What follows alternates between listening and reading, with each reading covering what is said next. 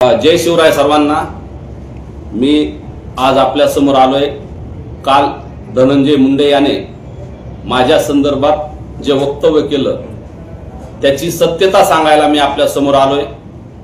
मी एक मराठा चळवळीत काम करणारा सामान्य कार्यकर्ता आहे। मनोजदादाच्या सोबत गेले 2 वर्ष रात्रीचा दिवस दिवसाची रात्र करून त्यांच्या सोबत एक खारीचा वाटा उचलतोय।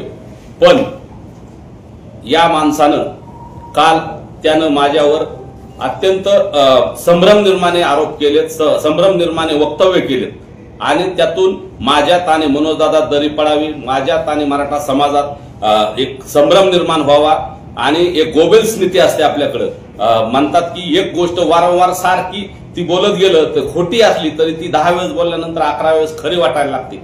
तशा पद्धतीनं हा काल बोललाय आणि त्याने जाणून बुजून ते वक्तव्य केलंय। मला बदनाम करायचं, मराठा समाजापासून मनोजदादापासून तोडायचं आणि एक मनोजदादाची टीम असेल किंवा आमच्या सगळ्यात एक संभ्रम एकमेकाबद्दल निर्माण करायचा, अशा पद्धतीनं ते वक्तव्य आहे आणि ते अत्यंत चुकीचं आहे। त्या सगळ्याबाबत मी सविस्तरपणे खुलासा करणार आहे आणि याला पार्श्वभूमी ही तशीच आहे। जर तू मित्र म्हणतो तर शेवटचं कालचंच उदाहरण घेऊ। माझ्यासारख्या सामान्य कार्यकर्त्याला डुकरासारखं ओढत नेणे ही जर मित्राबद्दल तुझी भावना असेल तर बाकीच्या बद्दल काय? आणि मला एक सांगायचंय की ज्या वेळेस स्वर्गीय संतोष अण्णांचा खून झाला त्याच्या जवळच्या लोकांनी तो खून केला आणि महादेव भैयाचा प्रकरण समोर आलं, त्याच्यानंतर मराठा समाजाला ओबीसीतून आरक्षण मागत असताना हा विरोध करतोय, अनेक जण विरोध करतात। हे करताना मग तुझ्यासोबत आम्ही मैत्री कशी करणार? त्याच दिवशी मी ती मैत्री तोडली होती ज्या दिवशी संतोष अण्णाचा खून तुझ्या जवळच्या लोकांनी केला आणि त्यानंतर तुझं स्टेटमेंट आलं की तू महाराष्ट्रात अशा घटना घडत असतात। अरे त्या लेकरांचं, त्या संतोष भाई अण्णाच्या लेकराचं चेहरा बघितल्यानंतर आणि ती परिस्थिती, संतोष अण्णाला मारलेली परिस्थिती बघल्यानंतर या जगातला माणूस कुठलाच तुझ्यासोबत मैत्री ठेवणार नाही। इतक्या क्रूरपणे तुझे लोक वागले आणि त्याच्यानंतर तुझी प्रतिक्रिया आली। तसेच मराठा समाजाचा संविधानिक लढा, ओबीसीच्या आरक्षणातला लढा, तो लढा लढत असताना आमच्या ओबीसीत काय कुणाचा प्रवर्ग, काय कुणाची जहागिरी नाही, पण मराठ्यांना ओबीसीत येऊ देणार नाही हे वारंवार वक्तव्य केलं। त्याच दिवशी तुझी माझी मैत्री संपली। अजिबात मैत्री नाही।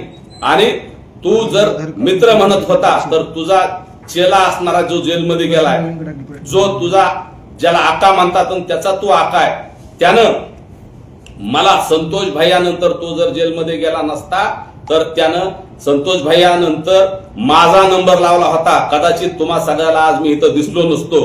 एवढे धक्कादायक त्याच्या सगळ्या रेकॉर्डिंग आहेत माझ्याकडे, सगळे पुरावे आणि आणखीही त्यांच्या वैयक्तिक सुद्धा पुरावे।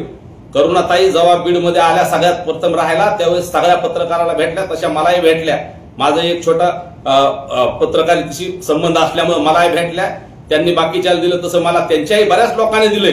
मलाही रेकॉर्डिंग काढता येतील, मलाही सगळं काय काय खालच्या थराला जाऊन काय काय होतंय ते करता येतील। पण मी वाट बघणार आहे जेव्हा त्याची पहिली रेकॉर्डिंग येईल त्यावेळेस मी काय देतोय काय नाही हे तुम्हाला दाखवणार आहे। माझ्याकडे आज एक बऱ्याच रेकॉर्डिंग आहेत, त्यातले मी काही रेकॉर्डिंग सुद्धा ऐकवायचा तुम्हाला देणार आहे। आणि मित्र म्हणायचं, लोकसभेच्या टायमाचा विषय काढायचा, त्याच्यानंतर मित्र म्हणून मी फोन केला म्हणायचं, ह्या 2-3 सगळ्या गोष्टीवर मी सविस्तर सांगणार आहे। तर सर्वप्रथम मला लोकसभेबाबत सांगायचंय। लोकसभेत असेल किंवा विधानसभा असेल, कुठली निवडणूक असेल, कुणालाही लोकसभेत किंवा कुणालाही लोकशाहीत निवडणूक लढण्याचा अधिकार आहे, तो तसाच मला पण आहे। मी फॉर्म भरला, शेवटचा दिवस होता, कुणाला सांगता आलं नाही, वेळ कमी होता। मी एक कॉन्ट्रॅक्टर असल्यामुळे माझ्याकडे डॉक्युमेंट सगळे रेडी होते, सब कॉन्ट्रॅक्टर असल्यामुळे मी ते सगळे डॉक्युमेंट असल्यामुळे 2-2.5 तासात फॉर्म भरला। आणि त्याच्याही अगोदर आम्हाला अशी माहिती मिळाली होती की तत्कालीन राष्ट्रवादी शरद पवार गटाच्या उमेदवाराला तुम्ही मॅनेज करून उमेदवारी आणणार आहे, म्हणून मराठा समाजाच्या भावना तीव्र होत्या। म्हणून आम्ही काही लोकांनी ठरवून आम्ही आमचा उमेदवारी अर्ज भरला आणि त्यानंतर आम्ही मनोजदादाला संपर्क केला। मनोजदादांनी रात्री आम्हाला सांगितलं माघार घ्यायची, समाजाने सांगितलं माघार घ्यायची, समाजाच्या भूमिकेच्या पुढे मी जाऊ शकत नाही म्हणून मी ती माघार घेतली। मी तुझ्यासारख्याच्या जर आमिषाला बळी पडलो असतो तर 25 कोटी रुपये आणि आमदारकी, विधान परिषदेचं बीडचं तिकीट किंवा विधान परिषदेच्या आमदारकीचं जे तू आम्हीच दाखवलं होतं, त्याला मी बळी पडलो असतो. परंतु या सगळ्याच्या पुढे मला मराठा समाज आणि मनोजदादा त्यावेळेस जवळचे वाटले म्हणून मी लाथ मारली या सगळ्या तुझ्या ऑफरवर. जर मी तुझा खरा मित्र असतो तर मी तुझी ती ऑफर स्वीकारली असती. जर मी स्वार्थी असतो तर तुझ्या त्या सगळ्या गोष्टीला मी पाठिंबा दिला असता. परंतु त्यावेळेस तर संतोष अण्णाचं प्रकरण घडलेलं नव्हतं. लोकशाही मला अधिकार आहे, मी फॉर्म भरला. त्याच्यानंतर तुझा फोन आला मला. त्याच्यानंतर मी मनोजदादाचा फोन आल्यानंतर मी फोन बंद केला. त्याच्यानंतर तू माझ्या भावाला फोन केला आणि त्याला काय निरोप दिला ते सुद्धा मी तुम्हाला ऐकवणार इथं. पण मला त्या खोलात जायचं नव्हतं. परंतु जाणून बुजून माझ्याबद्दल संभ्रम निर्माण करायचा, मित्र म्हणायचा आणि जाणून बुजून संभ्रम करून तू एक समाजात वातावरण दूषित करायचं, असा माझ्याबद्दल कलुषित करायचा तो प्रयत्न केला. त्याच्यामुळे मला हे सांगायचंय, ज्यावेळेस तुमच्या सगळ्या मीडिया समोर सांगतो त्यानं त्याचे पुरावे घेऊन यावे, सगळे रेकॉर्ड घेऊन यावे. मी त्याला त्या लोकसभेला मी 8-8 तास वाट बघितली तर हा माझी वाट बघत होता. बाळा बांगरला विचारा, बाळा बांगर त्यावेळेस त्यांच्याकडेच होता. त्याचा तो आत गेलेला त्याचा तो आका आणि त्याचा आका हे दोघं कशा रात्री किती वाजता आलते तिथं अचानक, आणि मला बाळा बांगरने अचानक आधी बोलवलं. नंतर हे माझ्या आधी हे तिथे येऊन बसले. हे वाट बघत होते का मी वाट बघत होतो हे बाळा बांगर सांगत. त्यावेळेस संतोष अण्णाचं प्रकरण घडलेलं नव्हतं. लोकसभा होती किंवा त्याच्या वेळेस आमचं त्यांचा काही वाद नव्हता. परंतु आमचं भांडण खरं त्यांचं लोकसभेनंतर सुरू झालं. मराठा ओबीसी वाद सुरू झाला, त्यांनी सुरू केला. आरक्षणाला 50%च्या आतल्या विरोध केला ओबीसीतल्या, म्हणून आमचा त्यांचा वाद सुरू झाला. तोपर्यंत जिल्ह्यातलं वातावरण चांगलं होतं. आम्ही पत्रकारितात मी आहे संपादक होतो. त्याच्यामुळं त्यावेळेस सगळ्या मीडियाला ज्यावेळेस काही पॅकेज दिले जातात, जाहिराती दिल्या जातात, वार्षिक पॅकेज असतात, निवडणुकीचे पॅकेज असतात, सगळं असतं. तशाच पद्धतीनं आम्हालाही पॅकेज काही दिले असतील त्यांनी पेपरला. पण तो उद्या सांगल मी ह्याला इलेक्शनसाठी एवढे पैसे दिले तेवढे, असं हे संभ्रम करेल. म्हणून मी हा मुद्दा उल्लेख करतोय. पेपरच्या व्यतिरिक्त तुझ्या कुठल्या रुपयात मिंदा नाही. 25 कोटीची ऑफर नाकारणारा मी. त्याच्यामुळं लोकसभेतलं जे सांगितलं ना, अर्ध सत्य सांगून संभ्रम निर्माण केलास. म्हणून मला हे सांगायचंय, तुझा माणूस इथं काय काय घेऊन आला होता आणि आम्ही कसं मनोजदादांनी सांगितल्यानंतर त्याला वापस पाठवलं. त्याच्यामुळं तुला माझ्यावर राग आला. तुझ्यापेक्षा तुझ्या त्या आकाला राग आला आणि त्यांनी माझी थेट मला संतोष भैयानंतर माझाच नंबर लावल्याचं रेकॉर्डिंग सुद्धा आणि बाकी बऱ्याच गोष्टी मला तिथं सांगितलेल्या आहेत. परंतु मला ठीक आहे, मी समाजासाठी शहीद व्हायला मरायला सुद्धा तयार आहे. परंतु असला मित्र म्हणायचा आणि अशा पाठीत खंजीर खुपसायचे यापेक्षा असल्या मित्रापेक्षा दिलदार शत्रू बरा, या पद्धतीचं मला सांगायचंय. तू सांगितलं लोकसभेत कसा फॉर्म भरला का? माझ्यासारख्या सामान्य कुटुंबातल्या चळवळीत काम करणाऱ्या अधिक कार्यकर्त्यांनी फॉर्म भरू नये का? तुमचाच मोठ्या प्रस्थापित घराण्यातल्या आणि मोठ्या लोकांनी पैशावाल्या लोकांचा अधिकार आहे का? मला अधिकार नाही का फॉर्म भरायचा? फॉर्म भरल्यानंतर तुझा फोन आला, अजून मनोजदादाचे फोन आले, फोन घेतले. मी माझ्या त्यावेळेस समाजाची भावना ओळखली. माझ्या समाजाने मला सांगितलं, मनोजदादांनी सांगितलं, आपल्याला प्रत्येक वेळी आपण यांना मदत करतो, यांना प्रत्येक वेळी यांच्या गावात मराठ्याच्या उमेदवाराला बघा 4-4, 5-5 मतं असतात एक आपल्याचे. तरी आम्ही काय बोललो नाही. ह्यावेळेस मराठा समाज एक झाला. समाजाने एक उमेदवार ठरवला, केलं त्याला मदत. त्याच्यामुळं त्याचा राग धरून जर तुझा तो आका मला संपवणार असेल आणि हे तुला माहीत झाल्यानंतरही तू माझ्या काहीच बोलला नसशील, लोकाला त्यालाही समज दिली नसशील, तर तुझा त्यात सहभाग आहे की काय, किंवा तुलाच ते माझ्याबद्दल राग आहे की काय आणि म्हणून ते डुकरासारखं ओढून घेतो असं वक्तव्य केलंय काय, असं मला वाटायला लागलं. आणि तुझ्याच त्या माणसाने ते सांगितलंय मला. तू सांगितलं त्या सभेचा आदल्या दिवशी फोन आला, ठीक आहे, त्याचा अर्ध सत्य सांगून तिथंही संभ्रम निर्माण करायचा प्रयत्न केला. तुझे 4-5 लोक तिथं आले, माझ्याकडे आले, त्यांनी सांगितलं बीड जिल्ह्यातलं वातावरण खराब होतंय, मराठा ओबीसी वाद लागतोय, ठीक आहे. ते GRला विरोध करायला आलते म्हणून मी त्या सभेला विरोध करत होतो. परंतु काही घडामोडी घडल्या, कोर्टातला निर्णय आम्हाला वेळेत आला नाही, राज्यपालांकडला आला नाही, म्हणून आम्ही तिथं माघार घ्यायचं ठरवलं. तुझ्या म्हणण्यावर किंवा तुझ्या ह्याच्यावर केलं नाही. पण तुझे लोक आले आणि सांगितलं, काही 4 लोक समाजातले हे आले, त्यांनी सांगितलं बाबा हे मराठा ओबीसी आपल्या जिल्ह्यात खूप टोकाला होतंय, त्याच्यामुळं तुम्ही काय करू नका, त्या सभेत करू नका. पण तिथं जे तू आणि तुझ्या लोकांनी सांगितलं आणि मला जी माहिती मिळाली त्यानुसार तिथं सुतळे बॉम्ब टाकून तिथं मला बॉम्बस्फोटाच्या कटात अडकवायचा प्रयत्न कुणाचा होता, कुणी केला होता, हे त्यांनी उत्तर द्यावं. तिथं भुजबळ सुद्धा बोललेत की सुतळे बॉम्ब घेऊन येणार आहेत लोक. म्हणजे तुम्हीच तुमच्या जवळचे लोक तिथं जाणार, सुतळे बॉम्ब टाकणार आणि मला त्यात अडकवायचं, असा प्रयत्न कुणी केला याचं सुद्धा या मित्र म्हणणाऱ्याने उत्तर द्यावं. मी फोन केला, पण कधी केला ते लोक सगळे म्हणत होते आमच्या फोनहून 1 मिनिटं बोला, ते येणार आहे. ओबीसीचा ना आमचा वाद नको आपल्याला जिल्ह्यात, तुमच्याही सभा आहेत, आमच्याही सभा आहेत. तुम्ही जर आज तिथं गोंधळ केला तर आमच्या लोक तुमच्या सभेत गोंधळ करतील आणि हा वाद कुठंतरी थांबला पाहिजे असं प्रतिष्ठित 4 लोक म्हणल्यामुळं ते फोन लावत होते. त्याच्यापेक्षा मी फोन लावला माझ्या फोनहून, कारण त्याच्या फोनहून रेकॉर्डिंग करण्यापेक्षा म्हणलं माझ्या फोनमध्ये रेकॉर्डिंग झाली बरी. मी फोन लावला, पण मी काय त्याला तुझ्यामुळे माघार घेतोय किंवा असलं काही सांगितलेलं नाही. पण मग तिथंही संभ्रम करायचा. मी फक्त मनोजदादाची त्यावेळीची भूमिका, मराठा समाजाची भूमिका आणि कोर्टातले निर्णय वेळेवर झाले नाही त्या गोष्टीमुळे आम्ही तिथं माघार घेतली. पण त्याचंही तू भांडवल केलंस. तू सांगतो मित्र आहे. अरे मित्र तू होता ना अगोदर, पण ज्या वेळेस मित्राने मी गेट ऑफ इंडियाला आंदोलनाच्या अगोदर 4-5 महिने एक कार्यक्रम घेतला होता मुख्यमंत्री महोदयांचा, शिंदे साहेब मुख्यमंत्री होते त्यावेळेस. मी ते कार्यक्रम झाल्यानंतर माझ्या भागातले विकासाचे कामं लोक भेटले व म्हणले आपल्या भागात तुमचे एवढे संबंध आले, विकासाची कामं काही करा. मी शिंदे साहेबांचे एन्डोर्समेंट आणलाय 40-50 कोटीच्या कामावर. त्यात इथल्या जिल्हा परिषदचं काही पर्यटन क्षेत्र आहे, तिथलं आमचं मांजरसुंब्याचं असेल, कोळीचा देव असेल, तिथं माझ्या गावातलं होतं, नागनाथ महाराजांचं होतं. ते जिल्हा परिषदला तुझ्या त्या हक्काने अडवलं, टक्केवारी सुद्धा देऊन दिलं नाही. म्हणजे मी मराठा समाजाचं काम करतोय, मराठा समाजासाठी करतो म्हणून तुझ्या त्या हक्काने माझं ते काम सुद्धा अडवलं. मी डीपीडीसी साठी शिंदे साहेबांनी मला एन्डोर्समेंट देताना तुझ्या त्या हक्काने टक्केवारी देत असताना सुद्धा माझं ते काम अडवलं. मग त्यावेळेस तुला मित्र दिसला नाही का? आज अडचणीत आल्यानंतर मित्र आहे म्हणतो. त्या दिवशी बंजारा समाजाच्या तिथं सुद्धा आम्ही व्यस्थित आहे म्हणताना मित्र दिसतो. पण ज्या वेळेस तू संतोष भैयाला अत्यंत तुझ्या लोकांनी क्रूरपणे मारलं आणि मराठा समाजाच्या आरक्षणाला 50% आतल्या आरक्षणाला तू ओबीसीतल्या आरक्षणाला विरोध केला, त्या दिवशी तुझी माझी मैत्री संपली. तिथं मी फुल्ली मारलेली आणि तुझ्या मैत्रीपेक्षा मला माझा समाज, गोरगरीब आणि गरजवंत मराठा महत्वाचा वाटतो. त्यामुळे त्यावेळेसपासून मी तुझी मैत्री तोडलेली आहे. पण आज मुद्दाम आज तुला मैत्रीचे उभारे फुटत असताना जाणून बुजून माझ्याबद्दल संभ्रम निर्माण करायचा आहे तुला. मनोजदादाबद्दल आणि माझ्याबद्दल तुझ्या काय भावना आहेत त्या लोकांनी सांगितल्यात, तुमच्या समोर आलंय, काय येणार आहेत. पण मला सांगायचंय, तू जर मित्र म्हणतो आणि अशा काड्या करायच्या अंधारातून चुकीचं तुझ्या लोकांनी करत असताना तुझ्या लोकांना थांबवायचं नाही, हा कुठला न्याय आहे? आणि मित्र म्हणायचं. मग तिकडं मी संतोष भैयाच्या प्रकरणात लक्ष दिलं.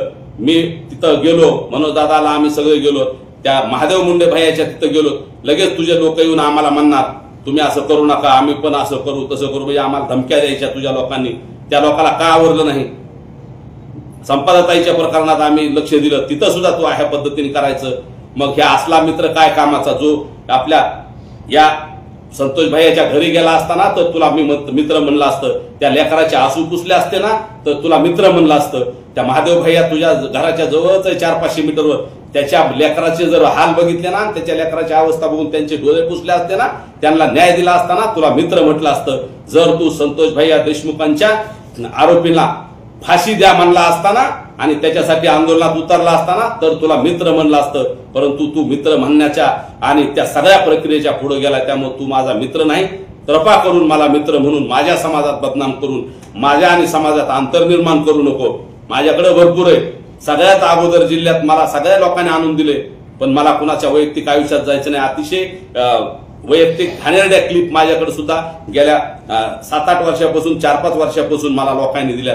त्या लोकांची नावं सुद्धा घ्यायची नाही. फक्त बाळा बांगरला विचार, तू माझ्यासाठी वाट बघत होता का? मी तुझ्यासाठी एकमेव भेट 10-15 मिनिटाची तिथं मी घेतली तुझ्यासोबत. ते मी बाळा बांगरने अचानक सांगितलं. मी त्याला ज्या दिवाळीच्या काहीतरी पिरियड होता फराळासाठी बोलवलं आणि हात तिथून चालला होता. ह्याचा फोन आला त्याच्या आकाचा त्या खालच्याचा, आणि त्यांनी फोन केला. हे बसलो तर आम्ही म्हणल्या होत्या, लगेच गाड्या वळवल्या आणि काय पुढं केलं आणि काय हे केलं. आपल्याला मराठा ओबीसी असं करायचं काय बोलला आणि इकडं 50% आतल्या विरोध करतो. आणि ही जी दुतर्फी भूमिका आहे ना, ती अतिशय चुकीची. माझ्याबद्दल संभ्रम निर्माण करू नको.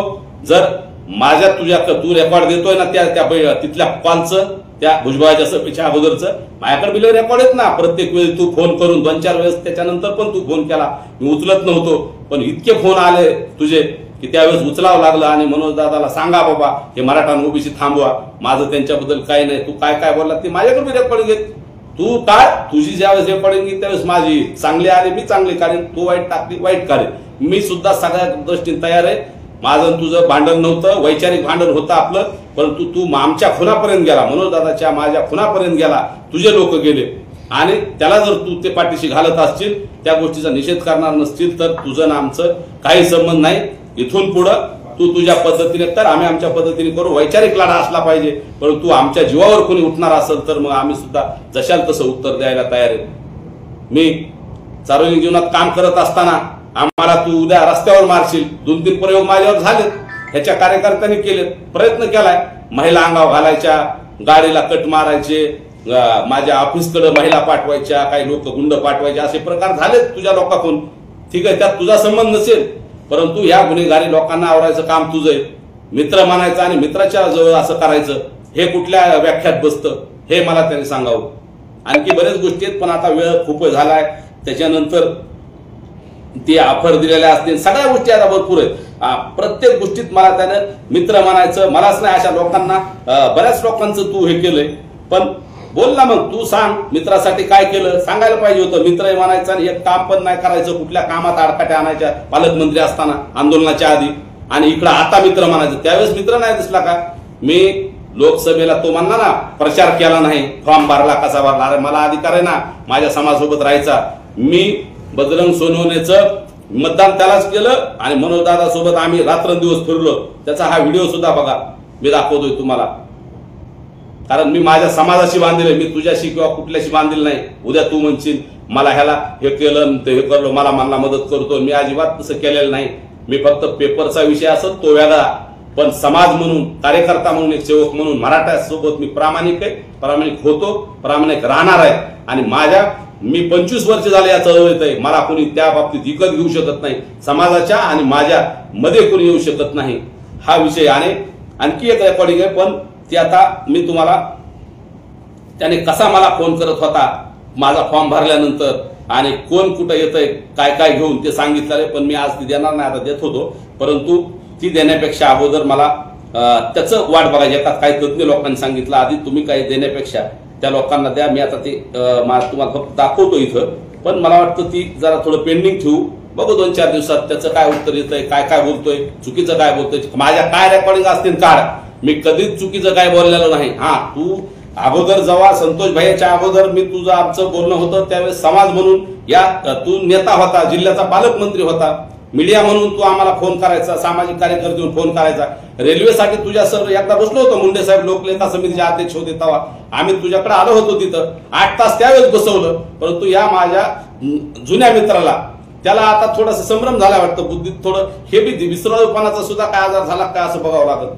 ठीक आहे, त्यांच्या आरोग्यावर मला बोलायचं नाही त्याच्या, पण विसरळपणाचा आता मला लोकसभेत 4-4, 8-8 तास मी नगद नारायण बाबाला स्मरून सांगतो आणि माझ्या दोन्ही लेकरांची शपथ घेतो. आणि मी अजून कशाची शपथ घ्यायला हवा, मी या 2 वर्षात कुठल्याच नेत्याकडे 8 तास कधीच थांबलो नाही, 4 तास थांबलो नाही. आणि मला अधिकार नाही का लोकसभा लढवायचा, विधानसभा लढवायचा. आणि त्याने सुद्धा भगवान बाबा शपथ घेऊन सांगावं, किंवा सगळ्या इन कॅमेरा आमची नार्को टेस्ट करा, काय करायचं करा, तुमच्या सगळ्या मीडियाच्या चॅनलला लाईव्ह करा, शिवाजी महाराजांच्या पुतळ्यापाशी नाही तर कुठं. आणि सांगावं त्यांनी सुद्धा, मी जर तुझ्याकडे कुठं परळीला आलो असलो, कुठं आलो असतो, फक्त 12 बांगरच्या इथं एक भेट झाली, तेवढीच भेट आहे ती 15 मिनिटाची, ती पण अचानक घडलेली, तरीही मी सांगितली. अनेक माझ्याकडे खासगी लय रेकॉर्डिंग आहेत ना तुझ्या, त्याच्या अगोदर फोन केलेले, ते घरगुती काय काय असेल, आता ते नको बोलायला आपल्याला, कोणाच्या वैयक्तिक ह्यात जायचं नाही. पण बाबा तू मला आणि माझ्या समाजाला कमी करू शकत नाही. माझ्या समाजाने सांगितलं ना तू समाजासाठी चुकीचं वागतोस तर मी उद्या हिमालयात जायला तयार आहे सगळं सोडून. पण तुझ्या मासल्या फाटाफुटीमुळं मला मारलं तरी शेवटचा श्वास माझ्या शरीरात असेपर्यंत मी समाजाचं काम सोडणार नाही, मनोजदादाची साथ सोडणार नाही.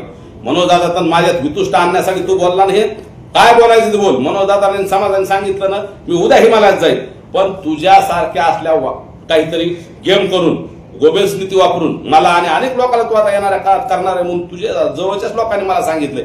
परत तुला लोक आहेत ना माझ्या कॉन्टॅक्ट मधले सगळे, मी महादेव भाईच्या तिथं गेलोय, संतोष भाईकडे गेलो, परत अनेक ठिकाणी जातो, सांगतात ना तुझे आमचं जसं तू म्हणतो ना माझ्याकडे सगळं रेकॉर्ड आहे, दाखव. आमच्याकडे तुझं रेकॉर्ड आहे, दाखवू ना आम्ही. पण आम्ही आमच्या समाजाशी प्रामाणिक आहेत. आमचा लढा आरक्षणाचा आहे, आमचा ओबीसीशी संघर्ष नाही, आमचा कुठल्या जातीशी विरोध नाही, आमचा वंजारी समाजाला विरोध नाही, आमचा तुला सुद्धा विरोध नव्हता. आम्ही आधी मनोजदादांनी सांगितलं, आम्ही सांगत होतो. ज्या वेळेस तू या संतोष अण्णाचं प्रकरण केलं त्याच्या अगोदर आमचा तुम्हाला विरोध नव्हता. प्रत्येक लोकसभेला आम्ही सुरेश अण्णाला पाडलं, आमच्या लोकांनी त्यावेळेस मुंडे साहेबांना निवडून दिलं, प्रकाश सोळंकेला पाडलं, निवडून दिलं. या जिल्ह्यात आम्ही कधी मराठ्यांनी जातीवाद केला नाही. तुमच्या तरी समाजाच्या गावागावामध्ये मुंडे साहेब उभा असले ना आमचा मराठ्याचा उभा असला तर 4-4 2-2 फुल्याच आमच्या लोकांना पडल्या. पण आम्ही कधी म्हणलो नाहीत की आम्ही वंजारी समाजाने असं केलं तसं केलं. आम्ही कधी कुठल्या समाजाला दोष दिला नाही, देणार नाहीत, कारण आपापल्या नेत्याविषयी प्रेम असतं. तसं ह्या वेळेस मराठ्यांनी दाखवलं प्रेम. तर एवढं तेव्हापासून तुम्ही वाद लावून घेतला की आमच्या सुपाऱ्या देण्यापर्यंत तुम्ही जाणार. लोकशाही नाही का? आम्हाला आमच्या समाजाचं काम करायचा अधिकार नाही का? मनोज दादाला आम्हाला बदनाम करायचं, जाणून बुजून असे काहीतरी षडयंत्र करायचे, हे सगळं थांबवलं पाहिजे आणि लोकशाहीमध्ये लोकशाही मार्गाचा संघर्ष आम्ही केला पाहिजे एवढं सांगतो. आणि तुमच्या आता काय प्रश्न असतील त्या प्रत्येक प्रश्नाला मी उत्तर निवडणुकीच्या नंतर एक व्हिडिओ दाखवतो म्हणून कुठला व्हिडिओची सुरुवात करा. दाखवला व्हिडिओ तुम्हाला? रेकॉर्डिंग नाही, रेकॉर्डिंग आहे, पण मला काही तज्ञाचे मेसेज आले ऐकणार नाही. मी दाखवतो तुम्हाला, पण ऐकायचं नको. काय कसं आहे, थोडस आता सगळ्यांनी सांगितलं तर काही तज्ञच ऐकावं लागेल ना. बाकीचे 4-5 नंतर दाखवा. नाही, भरपूर 4-5 नाही, 2 रात्री 2 दिवस आपल्याला बसावं लागेल. नाही, ह्या बाहेर रेकॉर्डिंग आलेली ह्या बाहेर दाखवू शकतो. आवाज चेक करा फक्त, एवढंच दाखवलं ना.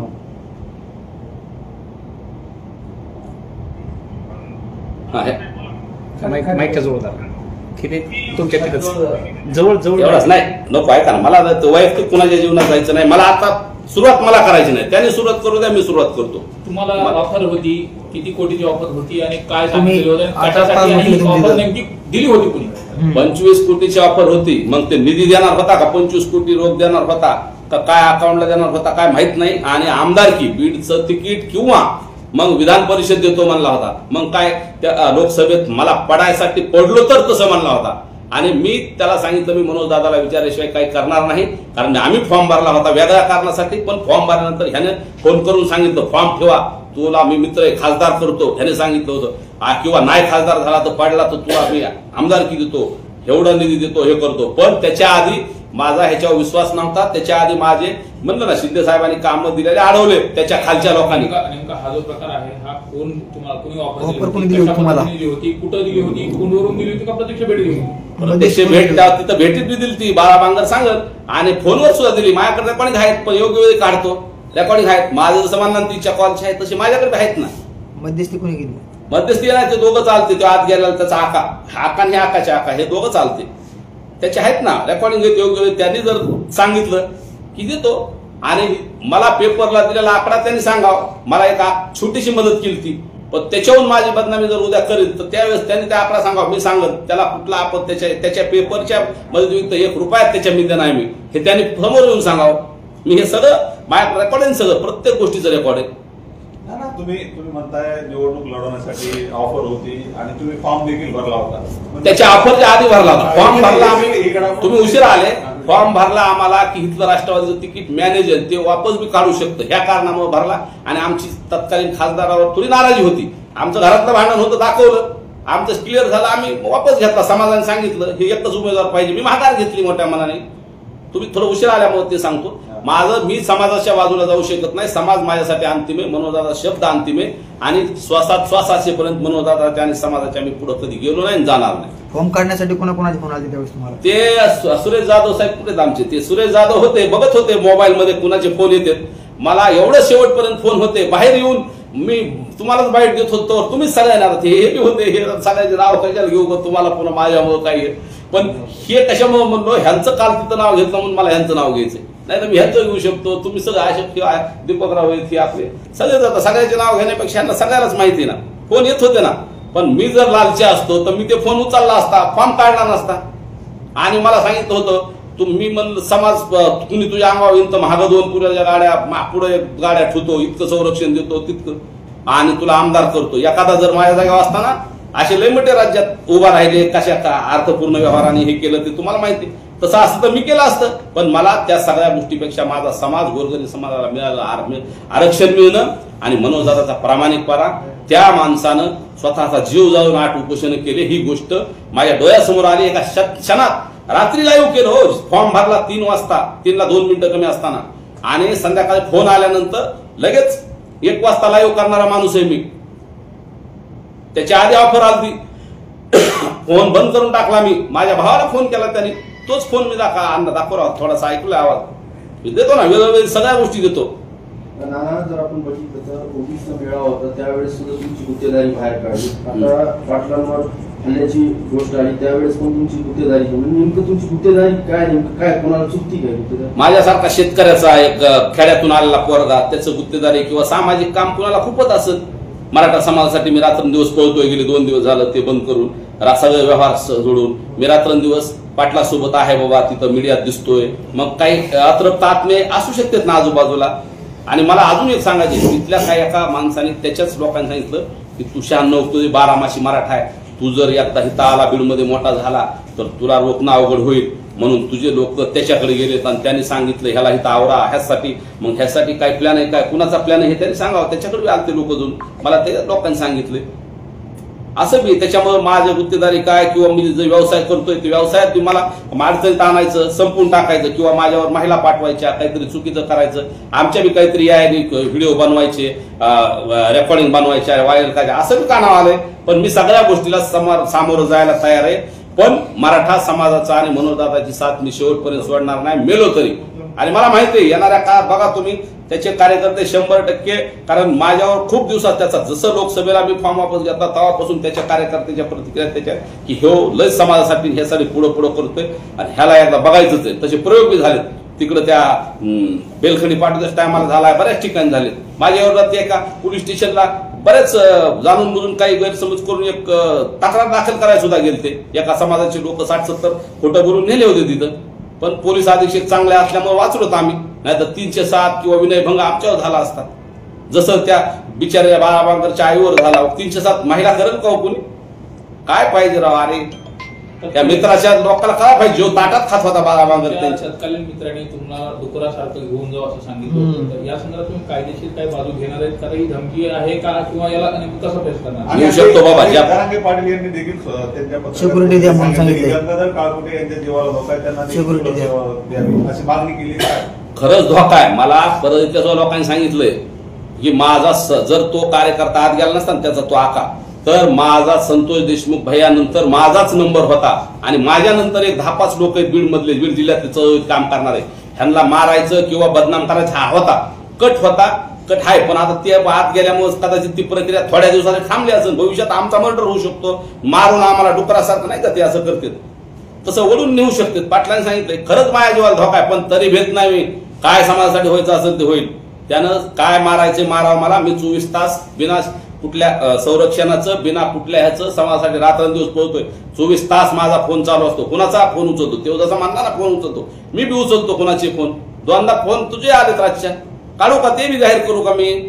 पण मी माझ्या समाजाशी प्रामाणिक आहे. कुणाचे फोन आले, कुणी ऑफर दिल्या पैशाच्या आणि ह्याच्या, मी त्याच्यात अजिबात पडणार नाही. मी आणि माझा समाज आणि मनोजदादा यांना कधीही सोडणार नाही. आपण जर पाहिलं तर काल धनंजय मुंडे यांनी देखील प्रश्नाचं उत्तर देताना सगळं सांगू का असं म्हणत काही सांगायचं आणि तुम्ही 8-8 तास त्याच्यासाठी बसले. देखील आज सगळं सांगत नाही काही बाकी ठेवतो असं नेमकं असं काय आहे जे की तुम्ही दोघेही लपून ठेवायसाठी नाही, लपून मी काय ठेवत नाही. आणण्यासाठी आता सुरुवात तिकून झाली. आता मी ते जेवढं बोललाय पण मी बोललोय. आता त्याने जेवढं आता पुढचं बोलन तेव्हा मी बोलतो ना. माझ्याकडे बी लय म्हणते ना, देतो ना मी बी. बोलू द्या ना, समोर नेऊ द्या ना. एकतर्फी उगं चाललं तर तुम्हीच म्हणा जायला त्याने नुसतं सहज बोलला घ्यायला लागलं बाबा, काय घरगुती काय काढलं, पुन्हा काय फोनवर बोलला काढलं, रेकॉर्डिंग काढल्या, कशाला आताच त्याच्यामुळे बघू ना, वाट बघतो ना मी बी.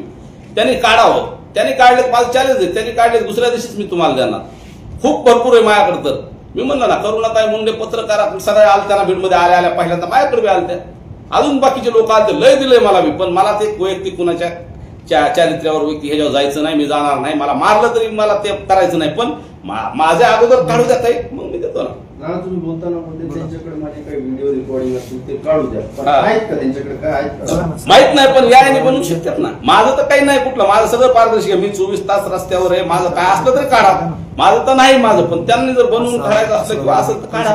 काय रेकॉर्डिंग काढावं, त्यात समोर येईल ना काय काय. या संपूर्ण प्रकरणाच्या अनुषंगाने आता तुम्ही कायदेशीर बाजू न्यायालयाचा दार ठोठावणार आहात का? तो कशा नाही, मला धोका आहे म्हणून मनोजदादांनी सांगितलं. मी एसपीला पत्र दिलंय मला असं धोका आहे म्हणून. आता ते पोलीस प्रशासनाने ते न्यायालयात काय जायचं अजून काही ठरलं नाही. पण मला धोका आहे एवढं सांगितलं म्हणून मी एक पत्र इथं दिलंय. आणि तिकडला मी फिर्यादी असल्या तिकडं अर्जदार असल्यामुळे मी त्यात काय जास्त तिकडल्या मनोजदादाच्या बाबतीत त्या विषयात मनोजदादाच बोलते. तिकडल्या बाबतीत त्या प्रकरणावर मी बोलणार नाही. फक्त आजची पत्रकार परिषद मी जे मला तो बोललाय तेवढ्या 2-3 प्रश्नावर होती त्याच्यावरच अनुषंगाने विचारावं असं माझी विनंती, कारण तिकडे तपासावर त्याचा काही परिणाम होऊ नये म्हणून त्या गोष्टीत मी बोलणार नाही. आणि ही पत्रकार परिषदेत मी मला त्यांनी जे 2-4 प्रश्न विचारले माझ्याबद्दल बोलला त्याच्यावर आहे, त्यामुळे त्याच्यावर अजून काय असेल तर विचारावं. ओके. ओके.